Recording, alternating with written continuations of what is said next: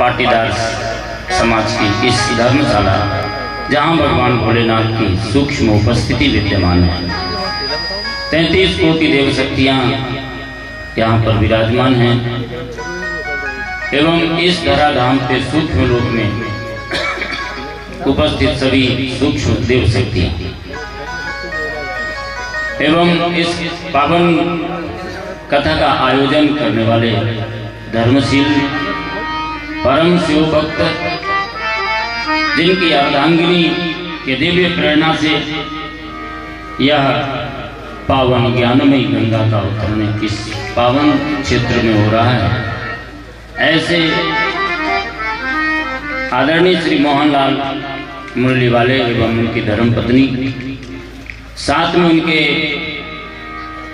पुण्यमयी सौभाग्यशाली माता और पिता एवं उनके सभी परिवार के स्वजन लोग इस पावन गांव के सभी सुधी श्रोतागण, अन्यत्र जगहों से आए हुए सभी सुधी श्रोतागण एवं हमारे मंचस्थ सभी आचार्यगण, संगीत का आनंद दे रहे संगीत की सभी टोली के लोग,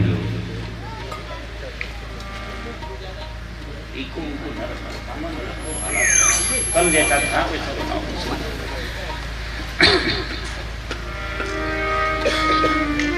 कल आपने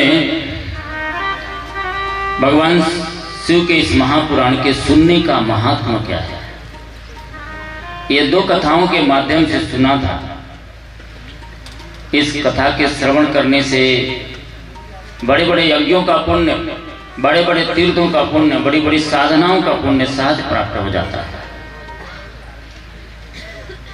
और एक पथभ्रष्ट व्यक्ति जो ज्ञान के उच्च शिखर पर स्थित होता है, ब्राह्मण, वो भी पथभ्रष्ट हो जाता है जब वो भी भगवान शिव की शरण में आने के बाद धोखे से शिव महापुराण की कथा सुन लेने के बाद उसकी भी उत्तम गति हो जाती है। और दूसरी कथा आपने श्रवण किया कि चंचुला नाम की एक ब्राह्मण पत्नी है, ब्राह्मण पतित हो गया, जिसके कारण से वह भी पतित हो गई। घर का व्यक्ति यदि पतन की ओर जाता है तो पूरा परिवार पतित होता है। और ऐसी परिस्थिति में उस चंचुला ने भी धोखे से ही कथा को सुन लिया, उसकी श्रद्धा पैदा हो गई और उसने कथा सुनाने वाले आचार्य के पास जाकर के निवेदन किया। उन्होंने गुरु मंत्र दिया, शिव पंचाक्षर मंत्र का, और कहा बड़ी श्रद्धा के साथ इस मंत्र का तुम जप करना और इसके बाद मैं तुम्हें इस कथा का श्रवण कराऊंगा। और शिव पुराण की कथा को श्रद्धा से सुना, उसके सारे पापों का समन हो गया और वो माता जगदम्बा की, पार्वती जी की सखी बन गई। इस कथा के प्रभाव से इतना निष्पाप हो गई हो कि स्वयं जगदम्बा की सहेली बनने का सौभाग्य उसको प्राप्त हो गया। और एक नारी किस प्रकार से संवेदनशील है कि जहां शिव के लोक में पहुंच गई, अब वहां किसी चीज की कोई कामना नहीं होती है, किसी चीज को प्राप्त करने कोई आकांक्षा नहीं होती है। ऐसे शिवलोक में पहुंचने के बाद भी चंचुला ने माता जगदम्बा से प्रार्थना किया कि हमारे पति देवता की क्या दशा होगी। उन्होंने अपने जीवन में इतने पाप किए हैं कि शायद वो पाप क्षमा नहीं हो सकते। तो माता पार्वती जी ने अपने दिव्य दृष्टि से देखा कि वो विंध्य के पर्वत में एक महाप्रेत बन गया है और उस प्रेत आत्मा से मुक्ति के लिए जब माता जगदम्बा से प्रार्थना किया है चंचुला ने, तो भगवान शिव को जो कथा सुनाते हैं वो गंधर्व, तुम्बरु गंधर्व, उनको बुलाया और उन्होंने उनको कथा सुनाई। प्रेत की भी मुक्ति इस कथा से हो गई। प्रेत की भी मुक्ति इस कथा से हो गई, तो हम तो समझदार मनुष्य बैठे हुए हैं। यदि श्रद्धा और भक्ति के साथ इस कथा का श्रवण करेंगे और अपने जीवन में, कई बार कथाओं को सुन के व्यक्ति प्रभावित होता है, प्रेरित नहीं होता। आपको इन कथाओं से प्रेरित होना चाहिए। हम अपने जीवन को कैसे बदलें? जीवन में गलतियां होना स्वाभाविक है, मनुष्य करता है, लेकिन यदि कहीं से ऐसा चिंतन मिल जाए और अपनी दिशा बदल जाए, तो फिर एक कदम भी पुण्य की ओर बढ़ाए हैं तो पापों का समन हो जाता है। यही इस कथा का भाव था। कल इन्हीं दो कथाओं के माध्यम से आपको शिव पुराण की महिमा श्रवण कराई गई। अब नारद जी के जीवन में भी दुख आया और नारद जी ने शिव पुराण की कथा सुनी,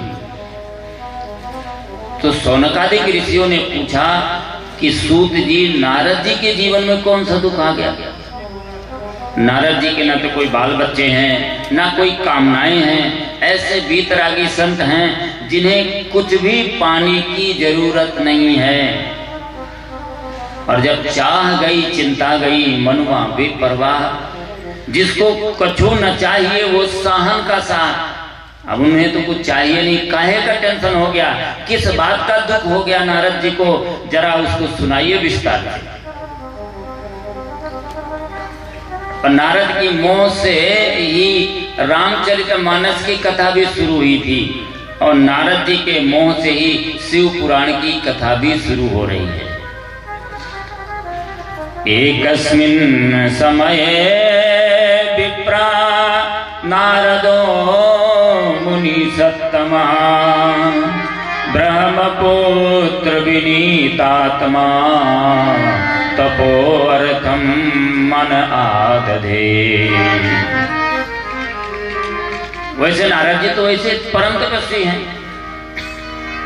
जिनका जीवन ही दूसरों के लिए है, उससे बड़ा कोई तपस्वी नहीं होता।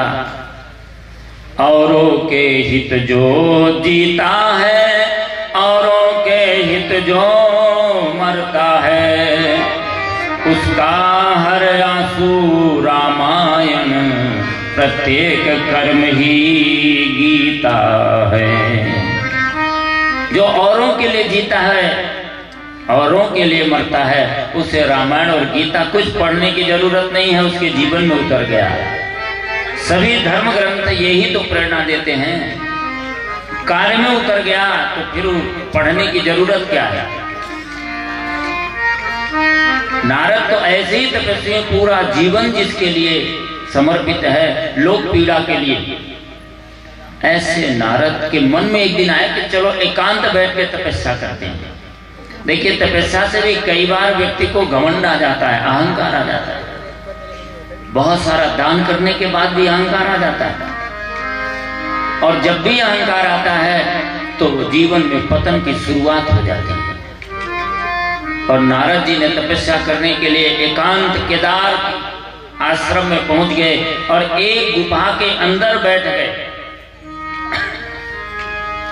और संयोग से वो गुफा भगवान शिव की है, जिस गुफा में बैठ करके भगवान शिव ने तपस्या की है, और वहां काम को भस्म कर दिया था। और भगवान शिव ने ये कहा था काम से, तुम अनंग के रूप में रहोगे, बिना शरीर के रूप में रहोगे, लेकिन इस गुफा में कभी अप्रवेश मत करना। तो वो गुफा तो पूरी तरह से सुरक्षित थी। उस गुफा में जो भी बैठ जाता वही काम पर विजय प्राप्त कर लेता।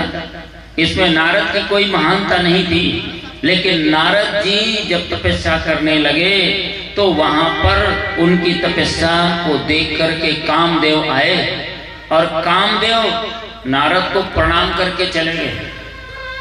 भगवान शिव को उस काम को भस्म करना पड़ा था, लेकिन नारद जी से तो खुद वो प्रणाम करके वापस चला गया। तो नारद जी को लगा कि मैंने तो बहुत बड़ी सफलता प्राप्त कर ली है। भगवान शिव भी काम से लड़ नहीं सके, भस्म करना पड़ा, और वो काम हमारे आगे नतमस्तक हो गया है। एक काम ही मनुष्य को जीवन में नचाता है। काम का मतलब कामनाएं, शारीरिक काम भी है, लेकिन वो काम के अंतर्गत वो सारी चीजें आती हैं। दो प्रकार के काम हैं, अर्थ, धर्म, काम और मोक्ष। ये चार पुरुषार्थों में भी काम का नाम आ गया। तो ये तो प्राप्त करना मनुष्य का कर्तव्य है। ये चार पुरुषार्थ मनुष्य के जीवन के हैं, लेकिन ये काम कौन सा है? जो हृदय से भगवान को प्रेम करने लगे। ये प्रेम जब भगवान को मुड़ जाता है तो ये धर्म काम बन जाता है और जीवन को मुक्ति प्रदान करने का साधन बन जाता है। कोई भी कठोर हृदय व्यक्ति जिसने दुनिया में इंसान से प्रेम नहीं किया हो, वो भगवान से नहीं करता।